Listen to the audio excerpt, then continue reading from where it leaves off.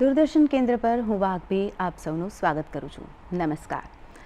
આજના કાર્યક્રમ વ્યક્તિ વિશેષમાં આજે આપણે જેને મળવા જઈ રહ્યા છે તેઓ બહુમુખી પ્રતિભાશાળીના ધની છે. તેઓ માત્ર આયુર્વેદ, નેચરોપેથી, ઇલેક્ટ્રો હોમિયોપેથી કે એક્યુપ્રેશર કે યોગાચાર્ય જ નહીં પણ એક યુથ આઇકન પણ છે. તો ચાલો મળીએ આજ એવા જ યુથ આઇકનને, ડૉક્ટર પાર્થ પંડ્યા વ્યક્તિ વિશેષમાં. નમસ્કાર સાહેબ. નમસ્કાર મેડમ. સાહેબ, પહેલાં તો આપ બહુમુખી પ્રતિભા ધરાવો છો, એટલે કે આપે ખૂબ બધું જ્ઞાન મેળવેલું છે, બધાના તજજ્ઞ છો આપ. તો સૌથી પહેલાં તો આપને બાળપણ છે એ કઈ રીતે મદદરૂપ થયું એ જણાવો. ચોક્કસ મેડમ. બાળપણની વાત કરું તો મારું બાળપણ ઘણું સંઘર્ષમય રહ્યું છે. જી. અને એવું ચોક્કસ કહીશ કે આજે જે કંઈ છું એ સંપૂર્ણ એનો આધાર જે છે તો એ મારા મમ્મી છે, મારા માતા છે. જી. કારણ કે નાનપણથી જ જ્યારે સમજણો નહોતો ત્યારથી જ એમને સંસ્કાર કે સારી ટેવ અથવા સારા શોખ કે જે કહી શકાય એ બધું જે કંઈ હું છું એ એમને આભારી છું. જી. તો આ બાળપણ છે એમાં આપને થોડી ઘણી રીતે મદદરૂપ થયું. મમ્મી છે એ કઈ રીતે આપના પ્રેરણા સ્ત્રોત રહ્યા? યસ, મમ્મીનું પહેલેથી જ એક એવું હતું કે બેટા જીવનની અંદર સતત હંમેશા આગળ ને આગળ વધવાનું, નવું નવું શીખવાનું. અને ઇવન ત્યાં સુધી મને હજી યાદ છે કે એકવાર એવી વાત થઈ હતી કે મમ્મી મને બીક લાગે છે, ડર લાગે છે. તો આ વસ્તુને પણ મમ્મીએ એવી રીતે મને સમજાવ્યું હતું કે બેટા બીક તે જોઈ છે, બીક શું હોય, એવું કાંઈ હોતું જ નથી. તો ત્યારથી એમને મારી અંદર જે હિંમત, સાહસ, શૌર્ય, જે ગુણ જે કહી શકાય, જે અત્યારે હું અનુભવી રહ્યો છું, તો એ બધું બચપનમાં જ, નાનપણમાં જ મમ્મીએ સંસ્કારોની સાથે સાથે આ બધી વસ્તુ મને શીખવેલી ને આપેલી. અને એના કારણે ડેફિનેટલી અત્યારે હું જે કંઈ છું અથવા હજી પણ જીવનમાં જે આગળ વધવાની ઈચ્છા છે તો એ બધી ઈચ્છા આ રીતે જ પૂરી થશે. આપે જણાવ્યું હતું કે 11 વર્ષની ઉંમરથી આપનો સંઘર્ષકાળ શરૂ થયો, તો એના વિશે થોડી વાત કરો. ચોક્કસ. 11 વર્ષનો હતો ત્યારે જીવનમાં એક બહુ મોટો ફેરફાર અથવા પરિવર્તન જેને કહી શકાય કે મારા પપ્પાનું અચાનક જ એક રોડ એક્સિડન્ટમાં ડેથ થઈ ગયું. એ સમયે મારી ઉંમર 11 વર્ષની, મમ્મીની ઉંમર 29 વર્ષની અને બેન 9 વર્ષની. તો ખરેખર એ પરિસ્થિતિ એવી હતી કે જીવનની અંદર મોટામાં મોટા જે ફેરફાર કહી શકાય અથવા એક 11 વર્ષના બાળકને વાસ્તવિકતા શું છે, સંબંધો શું છે અને દુનિયાદારી શું છે એનું ભાન મને એ સમયે થયું. એટલે ત્યારે જ મને એક અંદરથી જ એવી અનુભૂતિ થઈ કે પપ્પા નથી તો કદાચ હવે પરિવારમાં જે કંઈ મુખ્ય વ્યક્તિ છે તો એનો રોલ કદાચ મારો આવી જશે. અને એને ધ્યાનમાં રાખતા ત્યારથી જ મારું અર્નિંગ જેને કહી શકાય કે કમાવાની શરૂઆત મેં ત્યારથી કરી. મમ્મીની પણ ત્યારે એટલી ઓલી થતી હતી કે ના બેટા, તારે હજી કાંઈ શરૂ નથી કરવું, તું ભણવામાં ધ્યાન આપ, તારા અભ્યાસમાં, તારા કેરિયર ઉપર ધ્યાન દે, હું છું. છતાંય મને એવું થયું કે ના મમ્મી, આપની વાત સાચી છે, પણ આ મારી પણ એક ફરજ છે. કારણ કે તમે અને બેન અત્યારે આમ જુઓ તો આપણા પરિવારમાં પપ્પા નથી, તો હવે બેન માટે હું ભાઈ પણ છું અને બાપની પણ મારી ભૂમિકા છે. તો એને ધ્યાનમાં રાખતા મેં એ મારી જર્ની પણ ત્યારથી શરૂ કરી. No doubt mummy class 1 officer તરીકે બહુ સારી એવી પોસ્ટ પર પપ્પાના અવસાનના 1.5 વર્ષ પછી જે છે એ એમને જોબ મળી ગઈ હતી, એકદમ વેલ સેટલ હતા. પછી પણ મને એવું થયું કે આ એક સંઘર્ષનો સમય કદાચ હતો, થોડા સમયનો, એ નીકળી ગયો છે, પણ જીવનની અંદર મહેનતનું મહત્વ અને એક પોતાની જવાબદારી જે છે એનો મને અહેસાસ થઈ ગયો હતો. તો ત્યારથી મારું ભણવાનો અભ્યાસ પણ ચાલુ હતો, મારા શોખ પણ ચાલુ હતા અને મારું જે અર્નિંગ જે છે ને એવું નક્કી કર્યું હતું કે હું સેલ્ફ ડિપેન્ડન્ટ રહીશ, હું મમ્મીને ડિસ્ટર્બ નહીં કરું, કે મમ્મી પાસેથી હું ક્યારેય શક્ય હશે ત્યાં સુધી હું કોઈ પૈસા માગીશ નહીં. તો મમ્મીના આશીર્વાદથી, ઈશ્વરની કૃપાથી મારો અભ્યાસની જે ફીસ વગેરે છે એ પણ હું કાઢતો ગયો. પછી 10મા ધોરણમાં આવ્યો તો સંગીતનો મને શોખ, એટલે 8મા ધોરણથી જ હું સંગીત વિષયમાં તબલાની અંદર મારા કોર્સ ચાલતા હતા. અને ઈશ્વર કૃપાથી 10મા બોર્ડની અંદર હું કદાચ પહેલો એવો વિદ્યાર્થી હતો કે 10મા બોર્ડમાં પણ સંગીત વિષય રાખ્યો. વાહ, સરસ. અને એ વખતે અમારા સ્કૂલની અંદર પછી શિક્ષણાધિકારી સાહેબને પણ ખ્યાલ નહોતો અને પરિપત્રને બધું આપ્યું તો એ પણ ખુશ થયા કે આ તો ખરેખર મારા માટે બી નવી વાત છે. તો એ સંગીતની પણ યાત્રા મારી શરૂ હતી. બોર્ડની અંદર પણ એ વિષય મેં રાખ્યો હતો, તબલા વિષય, અને ઓલરેડી ત્યારે હું તબલાના 3જા વર્ષના અભ્યાસક્રમમાં પણ હતો. તો એ પણ સરસ થયું. ત્યાર પછી એ જ મારા શોખને આગળ વધતા વધતા ઓર્કેસ્ટ્રાની અંદર પણ મેં સારો એવો મેં અનુભવ લીધો. એટલે તબલા, ઢોલક, ઢોલ, 2 પીસ, તિમ્બાલી, 4 પીસ, આવું ઘણું બધું જે ઇન્સ્ટ્રુમેન્ટ છે તો એ બધા મને આવડી ગયા અને ઓર્કેસ્ટ્રાની અંદર પણ 4 વર્ષ એ સારો એવો અનુભવ લીધો મેં. વાહ, સરસ. ખૂબ ઇન્સ્પિરેશનલ કહીને સ્ટોરી છે તમારી કે 11 વર્ષની ઉંમરથી આપે સેલ્ફ મેડ થવાનું કોશિશ કરી અને પ્રયત્ન કર્યો આગળ વધવાનો, પાછું શીખવાનું અને જાણવાનું, એ આપે બંધ નથી કર્યું. તો આ જે આર્ટિસ્ટની સ્ટોરી છે, એક આર્ટિસ્ટ છે કે એ જીવડો છે, શોખ છે અથવા તો કંઈ શીખવાની ધગસ છે, એ આપને આયુર્વેદ અને નેચરોપેથી સુધી ક્યાં લઈ આવ્યું? એટલે કંઈ વારસામાં કંઈ આપણને મળેલ છે કે આપ શોખથી કે પ્રોત્સાહનથી કંઈ આગળ વધેલ છે, કોઈ આપને કોઈ પ્રેરણા સ્ત્રોત મળેલ છે? ડેફિનેટલી જે તમે વાત કરી પ્રશ્નની અંદર જ જવાબ છે જી કે વારસામાં ડીએનએ જે કહી શકાય. જી. કારણ કે અગેન મારો પ્રેરણાનો સ્ત્રોત છે મારા મમ્મી જ છે. અને ખાસ કરીને સંગીતની કલાની વાત કરું તો સ્વાભાવિક છે કે મમ્મી પણ બેઝિકલી પોતે કવિયત્રી, લેખિકા છે, સંગીત સાથે જોડાયેલા છે. અને આયુર્વેદની વાત કરું તો મારા નાના જે છે રાજવૈદ હતા. એટલે ઘરની અંદર, પરિવારની અંદર નાનપણથી જ મને યાદ છે ત્યાં સુધી કાંઈ પણ તકલીફ મને, બેનને, કોઈને હોય તો મમ્મીએ ક્યારેય અમને એલોપેથી દવા નથી આપી. એ આયુર્વેદ અને જે હોમ રેમેડીઝ, જે કિચનની અંદરથી જ જે ઔષધિઓ છે, જે વસ્તુઓ છે, તો એના ઉપર જ અમારું નાનપણ જે છે આખું ગયું છે. અને નાનપણમાં ચોક્કસ હું કહીશ કે મને એક નાની એવી તકલીફ હતી. એ તકલીફ એવી હતી કે દિવસ દરમિયાન તડકો હોય, ધુમાડો હોય તો મને આંખમાં ખૂબ જ બળતરા થતી, આંખ એકદમ લાલ થઈ જતી. અને ખરેખર પરિસ્થિતિ એવી થતી કે રાત પડે ને એની મારે વેઇટ કરવી પડે, રાહ જોવી પડે. અને ત્યાર પછી મને નોર્મલ હું થઈ જાઉં. દિવસ દરમિયાન મારી આંખ લાલ રહે, આંખમાંથી બળતરા, એટલે હું આંખ ખોલી ન શકું, બહાર જઈ ના શકું. આ મારી તકલીફને જોઈને મારા મમ્મી એટલા હેરાન થયા છે, એટલો એમને એમાં પણ પ્રયત્ન કર્યો છે. સારા સારા ડૉક્ટર્સ, આઈ સર્જન, ઘણી બધી એ સમયમાં જે કહી શકાય કે તમામ પદ્ધતિઓ, તમામ ટ્રીટમેન્ટ, સારવાર, બધો પ્રયત્ન મમ્મીએ કર્યો.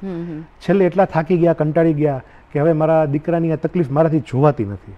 તો છેલ્લે એવું નક્કી કર્યું કે હવે ભગવાન કાં તમે આને સાજો કરો અને કાં મને મારા દીકરાને લઈ લો. આવી મારા મમ્મીની વ્યથા ને પીડા આજે મને સમજાય છે કે ખરેખર એક માની, એક સંતાન માટે કેટલી હોઈ શકે. તો એ તકલીફને મને કાઢવા માટે મમ્મીએ એટલા બધા આયુર્વેદના પુસ્તકો, એટલી બધી ચોપડીઓ, શાસ્ત્રોનો અભ્યાસ કર્યો. મને હજી યાદ છે, મમ્મી કહેતા હોય ને મને લાઇબ્રેરી પણ યાદ છે. અમે જે રાજકોટમાં રહેતા હતા જે વિસ્તારમાં, કે આખી લાઇબ્રેરીની તમામ પુસ્તકો મમ્મીએ વાંચી નાખી. મમ્મીને પણ એટલો શોખ. અને એક સમય એવો આવ્યો કે જે લાઇબ્રેરીમાં પેલા વડીલ કાકા હતા એ એવું કહેતા હતા કે બેટા આવી કે હવે હું મૂંઝાઉં છું, તમને કઈ મારે પુસ્તક આપવી. તો સ્વાભાવિક છે કે મમ્મીને પહેલેથી શોખ હતો, વારસામાં પણ હતું. અને મારા માટે મમ્મી એટલો અભ્યાસ પણ કર્યો. અને કુદરતી જ પછી આયુર્વેદના રસ્તેથી જ, આયુર્વેદના માધ્યમથી જ મારી એ તકલીફ લગભગ 3 થી 6 મહિનાના ટૂંકા ગાળામાં એકદમ સોલ્વ થઈ ગઈ. તો એ પણ મારા જીવનમાં મારા મમ્મીનું, આયુર્વેદનું, નેચરોપેથીનું બહુ મોટું જે છે એ સ્થાન છે. હા, પણ કહેવાય છે ને કે સ્વ અનુભવ અને સંઘર્ષ વિના આપણને એ અનુભૂતિ થતી નથી. જેનાથી આપણે આપ જે અત્યારે સ્ટેજ પર છો, જે તજજ્ઞ છો, તો એનું કારણ આ જ હશે કે આપની એક સંઘર્ષ ગાથા પણ છે અને સાથે સ્વ અનુભવ પણ છે. એટલે આપ જે દર્દીઓને કે કંઈ ટ્રીટ કરતા હશો, ટ્રીટમેન્ટ આપતા હશો, તો એ તમારા અનુભવ પરથી જ કરતા હશો.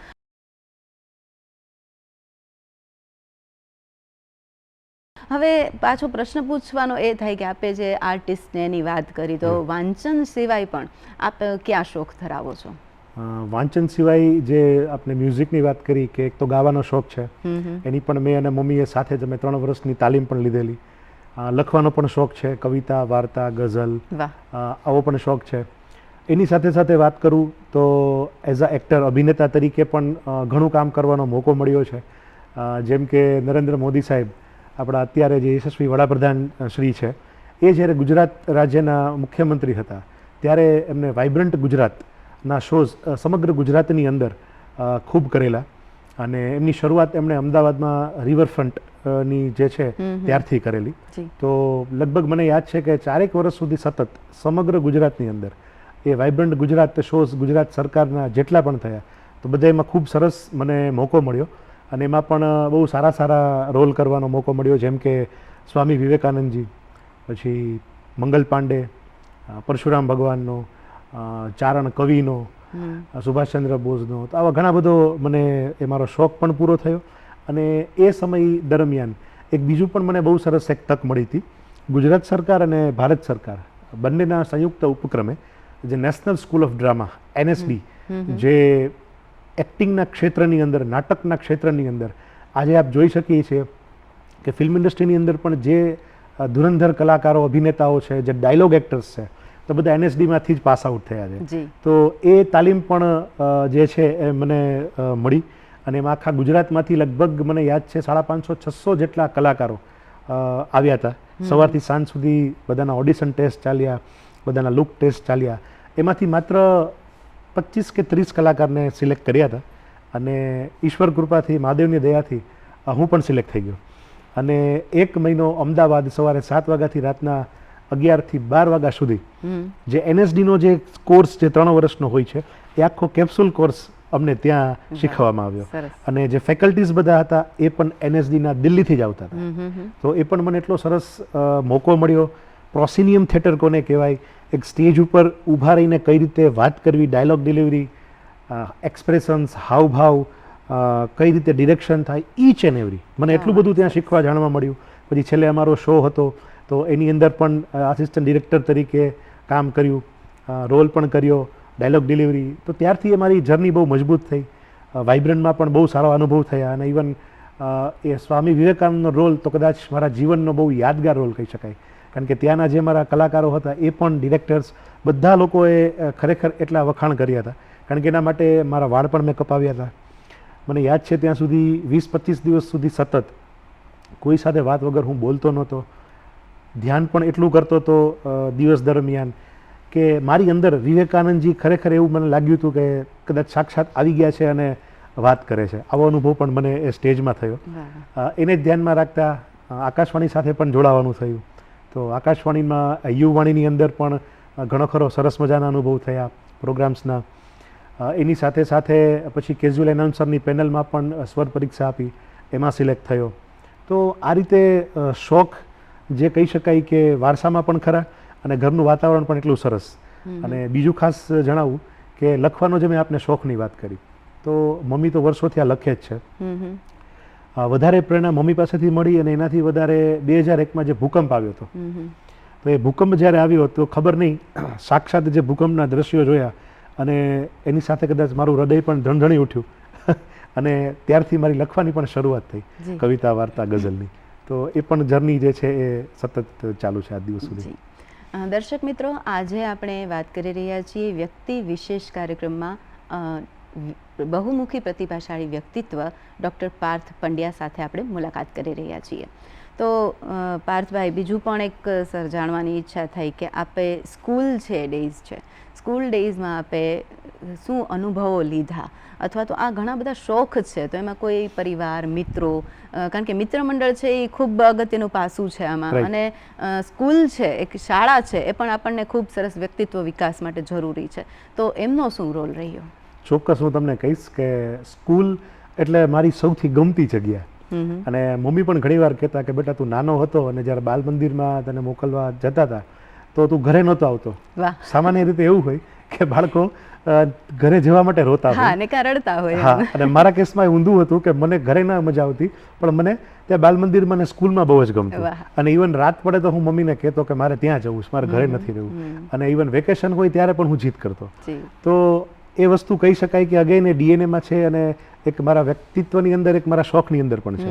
અને સ્વાભાવિક છે કે મને ભણવાનું ખરેખર એટલું ગમતું અને આજે પણ ગમે છે. ઘણીવાર આજે પણ ઈચ્છા થાય કે જો હજી પણ કંઈ સ્કૂલમાં, કોલેજમાં હજી મને થાય કે હું બેન્ચ પર જઈ અને કંઈક નોલેજ ગેઇન કરું. ના, એ આપના બધા વસ્તુ પરથી દેખાય જ છે કે આપ BA ફિલોસોફી પણ કરેલું છે આપે, અને સાયકોલોજી પણ કરેલું છે. એટલે દરેક ક્ષેત્રમાં યોગાચાર્ય પણ છો આપ, આયુર્વેદ પણ કરેલું છે, ઇલેક્ટ્રો હોમિયોપેથી પણ કરેલું છે. તો આ અલગ અલગ ક્ષેત્રમાં જવાની કઈ રીતે આપને સૂઝ પડી એના વિશે? ચોક્કસ મેડમ, મેઇન વસ્તુ એ જ છે કે હંમેશા નાનપણથી, કદાચ સમજણો નહોતો ત્યારથી એક જ મનમાં રહેતું કે સતત ને સતત કંઈક ને કંઈક નવું શીખવું, જાણવું, કોઈ એક વિષય નહીં, અલગ અલગ વિષયનું જ્ઞાન લેવું, માહિતી લેવી અને વધારે રસ પડે તો એમાં ઊંડું ઉતરવું. સપોઝ કે ફિલોસોફીની જે આપણે વાત કરીએ તો BA ફિલોસોફી કર્યું છે, તો ફિલોસોફી એટલે તત્વજ્ઞાન. તો તત્વજ્ઞાનની જ્યારે મને વ્યાખ્યા ખબર પડી, જ્યારે 11મા ધોરણમાં સ્કૂલમાં હતો, ત્યારે મેં નક્કી કર્યું હતું કે મારે આમાં આગળ જવું છે, શીખવું છે, જાણવું છે, કારણ કે મારું વાંચન પણ એટલું જ. મને યાદ છે કે લોકો સ્કૂલના સિલેબસ પણ પૂરા કરવામાં તકલીફ થાય કે વાંચી ના શકે, પણ મને હજી યાદ છે કે હું 11મા 12મા ધોરણમાં હતો તો સ્કૂલના સિલેબસ તો વાંચતો જ તો, કમ્પ્લીટ કરતો જ તો, એની સાથે સાથે એ સિવાય આધ્યાત્મના પુસ્તકો, જે અધ્યાત્મના ક્ષેત્રની અંદર અલગ અલગ સાધના માર્ગ છે, જેમ કે અષ્ટાંગ યોગ છે, ધ્યાન છે, તો આવા બધા વિષયો ઉપર ત્યારે ખૂબ ઊંડે હું અભ્યાસ પણ કરતો. અમુક એવા એક્સપર્ટ લોકો, તજજ્ઞ લોકો હોય તો એની સાથે બેસીને પ્રશ્ન પૂછતો, એની સાથે ચર્ચા વિચારણા કરતો. તો એ જ શોખ મને તત્વજ્ઞાન તરફ લઈ ગયો. એટલે એવું શીખ્યું હતું કે જીવ જગત અને ઈશ્વરનું જે જ્ઞાન છે આને તત્વજ્ઞાન કહેવાય. ખરેખર જુઓ તો આની અંદર આખી પૃથ્વી, આખી સૃષ્ટિ બધું આવી ગયું. તો એમાં પણ ઊંડો ઉતર્યો, એક એક વસ્તુ, વિષયનો અર્થ સમજાતો ગયો અને પછી જેમ શોખ નવું જાણવાનો, શીખવાનો, એમ આગળ વધતો ગયો. અને મનોવિજ્ઞાન તો મને ખબર નહોતી કે મને જેમાં રસ છે અથવા જે બાબતમાં મને વધારે મજા આવે છે, પછી ખબર પડી કે એ મનોવિજ્ઞાન છે, સાયકોલોજી છે. અચ્છા. કારણ કે જ્યારે સાયકોલોજી પણ ભણ્યો, શીખ્યો 11-12 ધોરણમાં, ત્યારે ખબર પડી કે મનોવિજ્ઞાન એટલે માણસના વર્તનનું વિજ્ઞાન. એટલે એ પણ એક ઓબ્ઝર્વેશન મારામાં પહેલેથી હતું કે કોઈ પણ વ્યક્તિ આજે વાત કરે છે, બોલે છે, એના ફેસના એક્સપ્રેશન્સ છે, તો એના ઉપર મારું વધારે ફોકસ પહેલેથી જ હતું. પછી ખબર પડી કે આ તો સાયકોલોજી, મનોવિજ્ઞાન છે. તો પછી મેં સાયકોલોજી પણ કર્યું અને એ અનુભવ મને થયો છે કે તમે કોઈ પણ ક્ષેત્રમાં હોય, મનોવિજ્ઞાન, સાયકોલોજી તમે જાણતા હોય તો કોઈ પણ ક્ષેત્રની અંદર અગર તમારે આગળ વધવું છે તો તમને બહુ જ એ મદદરૂપ થાય છે. અને આજના AIના ટેકનોલોજીના યુગમાં તો સાયકોલોજી તો હું એવું માનું છું કે પાયામાં હોવું જોઈએ, પણ કહી શકાય કે આપણા સ્કૂલના સિલેબસમાં એ સબ્જેક્ટ જ નથી અત્યારે. જે ખરેખર દરેક સ્ટુડન્ટ, દરેક વ્યક્તિ, દરેક પેરેન્ટ્સ, દરેક વ્યક્તિના જીવનમાં એને બેઝિક મનોવિજ્ઞાન ખબર હોય અને પછી એ ડીલ કરે તો બહુ જ ફેર પડે છે. પણ હવે ખબર નહીં, આપણા સ્કૂલના સિલેબસના, કોલેજમાં અત્યારે એને મહત્વ આપવામાં આવતું જ નથી. વ્યક્તિત્વ વિકાસ પર એક્ઝેક્ટલી. જ્યારે ફોરેન કન્ટ્રીઝમાં તમે જુઓ તો જે સાયકોલોજી, મનોવિજ્ઞાનના પાઠ હું 11 ને 12મા ધોરણમાં ભણ્યો હતો, એ જ મનોવિજ્ઞાનના ફોરેન કન્ટ્રીઝમાં બાળક 3જા ને 4થા ધોરણમાં ભણતું. ત્યારે મને એવું થયું ખરેખર કે જે આપણો અભ્યાસ જે છે, આપણા સિલેબસ છે, એમાં આ વસ્તુની તો ખરેખર જરૂર છે. એની જગ્યાએ આપણે મહત્વ આપીએ છીએ કે ભાઈ ઇંગ્લિશ લેંગ્વેજ ઉપર જ ફોકસ કરીએ, જ્યારે ભારતની બહાર એટલું કોઈ મહત્વ આપવામાં આવતું નથી. અને તો જ વ્યક્તિગત વિકાસ થાય, જેમ કે ફિલોસોફી છે, સાયકોલોજી છે. તો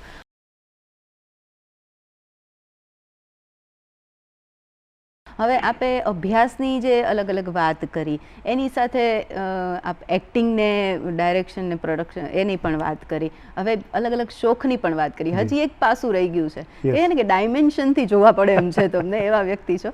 એટલે હવે રમતગમતમાં પણ મેં એવું સાંભળ્યું છે કે તમે ઘણું સિદ્ધિઓ હાંસિલ કરે છે, તો એના વિશે પણ વાત કરો કે રમતગમત ક્ષેત્રમાં છે આપ કઈ રીતે? ચોક્કસ. રમતગમતમાં પણ સ્વાભાવિક છે કે બાળક નાનું હોય તો રમવાનું એને પસંદ હોય. કદાચ હું એક એવું બાળક હતું અને હજી પણ છું, ક્યાંક આજે પણ મારી અંદર એ બાળક છે જ, અને ક્યારેક ક્યારેક એ બહાર આવી પણ જાય છે. તો રમવાનું, ભણવાનું બધું ગમતું હતું. તો એને ધ્યાનમાં રાખતા સ્કૂલમાં એક સરસ મજાનું એકવાર આવ્યું કે જુડોની કોમ્પિટિશન છે અને અમુક લોકોને સિલેક્ટ કરવામાં આવશે, જેને રસ હોય એ જઈ. તો હું પણ ગયો. એટલે મને કીધું કે આવી જાઓ, કારણ કે પહેલેથી ઈશ્વર કૃપાથી ને હનુમાનજીના આશીર્વાદથી હાઇટ બોડી પણ હતા. એટલે અને વોકિંગ, સાયકલિંગ મને પહેલેથી બહુ જ ગમતું હતું.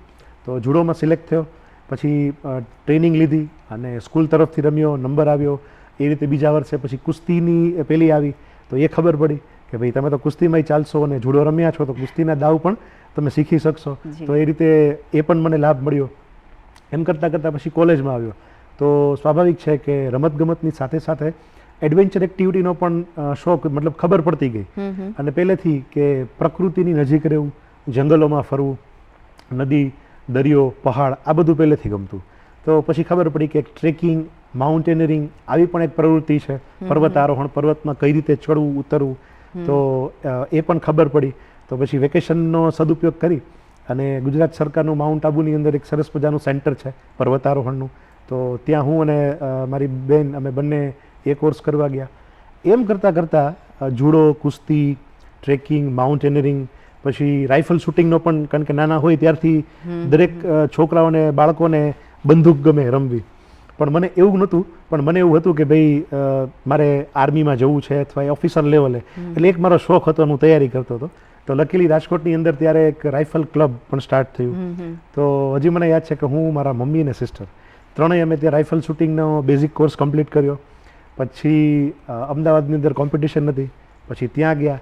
તો એ પણ કેટલો આનંદ આવતો હતો કે એકચ્યુઅલી આ ખાલી રમત નથી, તમારું ફોકસ, તમારી એકાગ્રતા અને તમારું જે લક્ષ્ય જે છે એને કઈ રીતે તમે મેળવો છો. દરેક રમત પાછળ તો એ જ છે કે ફોકસ કે કોન્સન્ટ્રેશન આપણે કેટલું કરી શકીએ છીએ, અને આપણો વ્યક્તિગત વિકાસ કેટલો થાય છે, અને આપણા વ્યક્તિત્વમાંથી દેખાય જ છે કે આપણો વ્યક્તિત્વ વિકાસ કેટલો હર્યોભર્યો છે. જે પણ ક્ષેત્ર આપને ગમ્યું, એટલે મનને ગમ્યું એ કર્યું, એવું સરસ. આપણે રમતગમતમાં પણ એક ક્ષેત્ર નહીં પણ ઘણા ક્ષેત્રોમાં કરેલું છે. આ સિવાય પણ મેં એવું સાંભળ્યું છે બાઇકર તરીકે પણ આપ જાઓ છો. Yes, definitely. ગુજરાતમાં લગભગ કોઈ એવી જગ્યા બાકી નથી. ઉદાહરણ તરીકે રાજકોટથી પાવાગઢ પણ ગયો છું, રાજકોટથી અંબાજી પણ ગયો છું, રાજકોટથી સ્ટેચ્યુ ઓફ યુનિટી જ્યારે બન્યું, ઓપનિંગ થયું, તો એ ત્યાં પણ ગયો. પછી એક સરસ મજાનો લાભ લીધો, ગાંધીજીએ જે દાંડી યાત્રા કરી અમદાવાદથી, તો રાજકોટથી અમે 5 મિત્રોનું ગ્રુપ અમે ગયા અમદાવાદ. ત્યાંથી ગાંધીજીએ જે રસ્તે ચાલ્યા દાંડી યાત્રા પૂરી કરી, એ આખો રૂટ અમે બાઇકમાં એ દાંડી યાત્રા પૂરી કરી. ફરી ત્યાંથી જે નમક સત્યાગ્રહ જે બારડોલી નવસારી પાસે છે ત્યાં કમ્પ્લીટ કરીને ત્યાંથી પછી રાજકોટ આવ્યા. એ સાથે સાથે રાજકોટથી કચ્છ, ભાવનગર, દીવ, પછી પોરબંદર, દ્વારકા, ઓખા. તો એવું કહી શકાય કે ગુજરાતમાં લગભગ કોઈ એવી જગ્યા બાકી નથી. ઇવન શામળાજી, પોલો ફોરેસ્ટ, ત્યાં બધે પણ બાઇક રાઇડિંગ કરી. એની સાથે સાથે દરેક જે રાઇડર હોય તો એ લોકોનું એક સપનું હોય કે ભાઈ લેહ લદ્દાખ જે ટ્રીપ છે ને એ કરવી છે. તો એ પણ એક સપનું હતું, ઈચ્છા હતી, એ પણ પૂરું કર્યું. આખી સર્કિટ, એટલે મનાલીથી સ્ટાર્ટ કરી અને શ્રીનગરે સર્કિટ પૂરી કરી 12 દિવસ. એ પણ એક બહુ સરસ મજાનો અનુભવ લીધો કે એક રાઇડિંગની મજા, સાહસ, પ્રકૃતિ. અને મજાની વાત એ છે કે એ જગ્યાએ કોઈ જાતનું નેટવર્ક હોતું જ નથી. અને એટલે મારી પોતાની જાત સાથેની જે જર્ની જે કહી શકાય, કનેક્ટિવિટી બહુ જ મજા આવી. ત્યાર પછી બીજા વર્ષે ખબર પડી કે લેહ લદ્દાખ કર્યું ત્યારે કે સ્પીતિ વેલી કરીને એક બહુ સરસ રૂટ છે જે ચંડીગઢથી સિમલાથી આખો સ્ટાર્ટ થાય છે. તો બીજા વર્ષે એવું નક્કી કર્યું હતું કે ચલો લેહ લદ્દાખ કમ્પ્લીટ થયું, હવે સ્પીતિ વેલી. તો અગેન ચંડીગઢથી આખું સ્ટાર્ટ કરી અને 12 દિવસ સરસ મજાની એ સ્પીતિ વેલી રાઈડ કે જેમાં ઓફરોડિંગ એટલે એવું કહી શકાય કે કદાચ 2-3 ફૂટ પાણીમાંથી ચલાવવાનું, પહાડમાં રસ્તો આવી રીતે હોય અને ઉપર ચડાવવાનું. એડવેન્ચર, રિયલ એડવેન્ચર, ખરેખર સાહસ કહેવાય. ખાલી લોકો અહીંયા સિટીની અંદર જે પેલા એકદમ સીન સપાટા કરે એવું નહીં, એકચ્યુઅલમાં સાહસ જેને કહી શકાય. તો એ મજા લીધી કે ઉપરથી પાણી આવે છે, ગારો છે, સામેથી બીજા વાહન પણ આવે છે, બ્રેક મારવાનો તો સ્કોપ નથી, રાઈટ? જગ્યા બહુ સાંકડી છે, નીચે તો ખાઈ છે, તો બરફ છે, ઇવન સ્નોની અંદરથી, પાણીના નાળાની અંદરથી. તો આવા બધા જે ખરેખર અનુભવ લીધા, તો જે સાહસની આમ જેને કહેવાય ને કે એક્સ્ટ્રીમ લેવલ, કદાચ આનાથી વધારે સાહસ ક્યાંય હશે નહીં. તો એ બધા લાભ લીધા. અને એની સાથે સાથે એક બાઇકર્સ ક્લબ ઓફ ઇન્ડિયા કરીને એક બહુ સરસ મજાનું નેટવર્ક છે, તો એનો હું મેમ્બર બન્યો. અને એની અંદર પણ એક નવો જ કોન્સેપ્ટ કે જે રીતે આપણે ફોરેન જતા હોય ને આપણો પાસપોર્ટ હોય, તો એવી રીતે અહીંયા બાઇકર્સ પાસપોર્ટ હોલ્ડર તરીકે પણ મેં એમાં ઇન્વોલ્વ થયો. અને જે જગ્યાએ હું મારી ટ્રીપ કરું છું તો ત્યાં અલગ અલગ રાઇડર્સ ક્લબ છે, બાઇકર્સ એમ્બેસીઝ છે, તો પાસપોર્ટમાં એનો સ્ટેમ્પ લાગે કે મારી એ રાઇડ સર્ટિફાઈ થાય. તો આ રીતે એ મારો શોખ એટલો સરસ ડેવલપ થયો. અને ટીલ ટુડે સેટરડે સન્ડે કે એવું હોય તો ત્યારે એવું પ્રયત્ન હોય કે નજીકમાં કોઈ એવી જગ્યા હોય, કોઈ મંદિર છે, તો સ્પેશિયલી રાઇડ પણ થઈ જાય અને એવી કુદરતના સાનિધ્યમાં પણ બેસવાનો મોકો મળે. પણ નહીં, અત્યાર સુધી એમ જ માન્યું હતું કે દર્શક મિત્રોને પણ આશ્ચર્ય થશે, એટલું બધું વિચિત્રતા લાગશે કે કોઈ એક શોખ હોય, બે શોખ હોય, અથવા તો એક ઝોન હોય કે ચલો લેખન અને વાંચનનો શોખ છે, કાં પછી એક રમતગમત છે તો એમાં શોખ છે. પણ આપ તો દરેક ક્ષેત્રમાં શોખ નહીં પણ પેશન પણ એટલું ધરાવો છો કે ત્યાં સુધી ઊંડાણમાં ઉતરો છો અને સાથે વિકાસ પણ થાય છે અને સાહસ પણ ખેડો છો. કારણ કે એમ કે ને કે જિંદગી જીવ્યા છો, ઓલું જિંદગી ના મિલેગી દોબારાની છે કે પછી પાછી જિંદગી નહીં મળે. એટલે જે જિંદગી મળી છે એનો એકદમ ફાયદો ઉઠાવ્યો છે આપે, કે વાંચન લેખન કર્યું, એ પણ કર્યું, હોર્સ રાઇડિંગ પણ કર્યું, રાઇફલ શૂટિંગ પણ કર્યું. એટલે અલગ અલગ ઝોન છે એ આપે જે ગમ્યું એ કર્યું. અને એમાં જ પાછું જો આપને હોય તો ફિલોસોફીને એમાં પાછી આવું તો એમાં પણ આપને એવું જ થયું છે કે જે ગમ્યું તે કર્યું. એક્ઝેક્ટલી જે મેડમ તમે વાત કરીને એ ખરેખર જ્યારથી મને સમજાયું કે ઈશ્વરે આ સરસ મજાનું જે જીવન આપ્યું છે તો એનું મને મહત્વ સમજાણું. એની સાથે સાથે કે આ જીવનની અંદર એવા ઘણા બધા સારા કાર્યો છે, ઘણી બધું એવું જ્ઞાન છે, ઘણી બધી વાતો છે કે જે ખરેખર એક માણસ તરીકે પહેલી વસ્તુ તો એ છે કે જિંદગીને ખરેખર મહત્વ આપીને ઈશ્વરનો આભાર માનીને જીવવી જોઈએ. બીજું કે આપણા જીવનની અંદર પ્રકૃતિ, કુદરત, નેચર, પર્યાવરણ એટલું અભિન્ન રીતે આપણી સાથે જોડાયેલું છે કે બહુ ઓછા લોકો મેં જોયું છે કે એનું મહત્વ આપતા હોય છે. એટલે મને એ પણ સમજાયું કે પ્રકૃતિ, કુદરત, પહાડ છે, નદી છે, તો આપણે કહીએ છીએ કે આપણું શરીર પંચમહાભૂતથી બનેલું છે અને આ સમગ્ર વિશ્વ પણ પંચમહાભૂતથી બનેલું છે. યથા બ્રહ્માંડે તથા પિંડે, આવું સરસ મજાનું એક કહેવાય છે. તો હું જ્યારે પહાડને જોતો હોઉં કે બેઠો હોય ને ત્યારે મને એ જ અનુભૂતિ થાય કે ખરેખર આ જ ઈશ્વર છે. હું જ્યારે નદીને જોઉં છું, જ્યારે દરિયાને જોઉં છું, વનસ્પતિ, વૃક્ષો તમે જુઓ, આયુર્વેદમાં તો કીધું જ છે કે પહેલાના સમયમાં વૃક્ષો બોલતા હતા અને જે વૈદ્ય છે એને કહેતા હતા કે મારો ગુણધર્મ આ છે, તમે કોઈ પણ વ્યક્તિને આ તકલીફમાં અમારો ઉપયોગ કરો. તો ભલે વૃક્ષો સાથે મેં વાત નથી કરી પણ મને અહેસાસ થાય છે કે એની અંદર જીવ છે અને એ સમજે છે. એ ખરેખર મને અનુભવ થયો છે. એટલે પ્રકૃતિ અને પ્લસ જે બધા શોખ છે, માનો કે ફિલોસોફી, જ્ઞાન, તો પેલા હું પુસ્તકો ખૂબ વાંચ્યા, ખબર પડી તો એનાથી મારું લેવલ જે હતું એનાથી અપ થયું. અને જ્યારે હું પ્રેક્ટિકલી પહાડમાં, નદીઓમાં, જંગલમાં એમાં જ્યારે જવાનું શરૂ કર્યું તો ત્યારે મને એ પ્રેક્ટિકલ નોલેજ, વ્યવહારિક જ્ઞાન, જે અનુભૂતિ, જે અનુભવ થાય, અને એવું કહેવાય છે કે આપણા વેદો પણ જે છે અનુભવમાંથી જ જે છે લખાયા છે. તો બધી વસ્તુ ખરેખર જોઈએ ને તો એક સાથે કનેક્ટેડ છે. આ મારો અનુભવ છે. એટલે આજને આપે છે ને રિયલ માન્યું છે, જે આજની યંગ જનરેશન છે એ રીલ્સમાં હોય છે. તો આપ જે યંગ જનરેશન છે એ સોશિયલ મીડિયામાં વધારે પડતી બિઝી હોય છે, આજે સૌથી વધારે એમાં વ્યસ્ત હોય છે, તો એમના માટે આપ શું કહેશો? ચોક્કસ, ખરેખર ઘણીવાર જોઈને આમ દુઃખ પણ થાય, કારણ કે લોકો તમે જુઓ, બાળકો હોય કે યંગ જનરેશન જે તમે વાત કરી, આખો દિવસ સોશિયલ મીડિયામાં, ઇન્સ્ટાગ્રામ રીલમાં, ફેસબુકમાં એમાં રચ્યા પચ્યા હોય છે. ખરેખર મારી દ્રષ્ટિએ તો એ છે ને પેલું કે ને વિજ્ઞાન વરદાન છે કે અભિશાપ, નાનપણમાં પૂછવામાં આવતું, એ હવે રિયલાઇઝ થાય છે કે ખરેખર તમારે કામનું કામ કરો 15 મિનિટ ને પછી મોબાઈલને મૂકી દો તો એ વિજ્ઞાન વરદાન છે. પણ એમાં ને એમાં અમારા એક મિત્ર કહેતા હતા કે ઇન્સ્ટાગ્રામમાં હું એકવાર અંદર ઘૂસ્યો ને એટલે 1.5 કલાક સુધી કે હું ક્યાં આવ્યો જાઉં મને ખબર નથી પડતી. ત્યારે એવું થાય કે આ વિજ્ઞાન છે ને એ અભિશાપ છે. એટલે બધા યંગ જનરેશનને હું ખરેખર એક જ વસ્તુ કહીશ કે એક મર્યાદા, ચોક્કસ એક સમય નક્કી કરો તમે સોશિયલ મીડિયાનો ઉપયોગ કરવા. બાકી તમારી આસપાસ જે જીવન છે, પ્રકૃતિ છે, તમે એને માણો.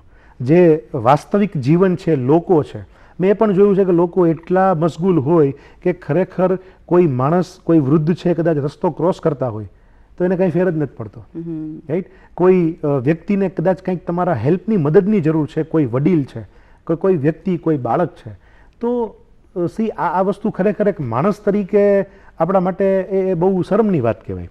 તો હું બધા મિત્રોને એક જ વસ્તુ કહીશ કે પ્રકૃતિ, નેચર, સાહસ, ઘણી બધી પ્રવૃત્તિઓ છે, તમે એમાં ફોકસ કરો તો ખરેખર જો તમારો ખુદનો વિકાસ થશે એક વ્યક્તિ તરીકે, તો સ્વાભાવિક છે કે તમારા પરિવારનો પણ વિકાસ થશે, પરિવારનો થશે તો સમાજનો થશે, સમાજનો થશે તો એ રાષ્ટ્રનો વિકાસ થશે. મારી ખરેખર મેડમ જે વાત, જે હૃદયની જે છે તમે મને પૂછી લીધી કે ખરેખર આ જો સ્વામી વિવેકાનંદે વાત કરી હતી કે યુવાનની તાકાત કેવી, ધારે તે કરી શકે.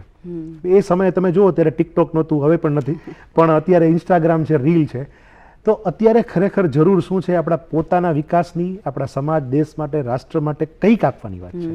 જ્યારે લોકો આપણે પોતાનો સ્વાર્થ ને બસ મારું કેરિયર કેમ થાય, હું પૈસા કેમ કમાઉં, આ વસ્તુ એક બહુ મર્યાદિત માનસિકતા વાળી છે. મારી માનસિકતા એવી છે કે ઈશ્વરે આ જીવન આપ્યું છે તો સમાજ માટે, દેશ માટે પણ આપણે ખરેખર કરવું જોઈએ. પણ એ ક્યારે કરી શકશું? આ રીલમાંથી બહાર નીકળી અને પોતાનો જો વિકાસ થયો હશે, આપણે કંઈક એટલા કેપેબલ હશું તો આપણે આપણા દેશને, સમાજ અને રાષ્ટ્રને કંઈક આપી શકશું. એટલે યંગ જનરેશનને રિયાલિસ્ટિક થવાની જરૂર છે, મટીરિયાલિસ્ટિકથી. તો વ્યક્તિ વિશેષ આ કાર્યક્રમમાં આજે આપણે ડૉક્ટર પાર્થ પંડ્યાને મળ્યા. દૂરદર્શન કેન્દ્ર વતી આપનો આભાર. નમસ્કાર. ખૂબ ખૂબ આભાર. Thank you so much madam.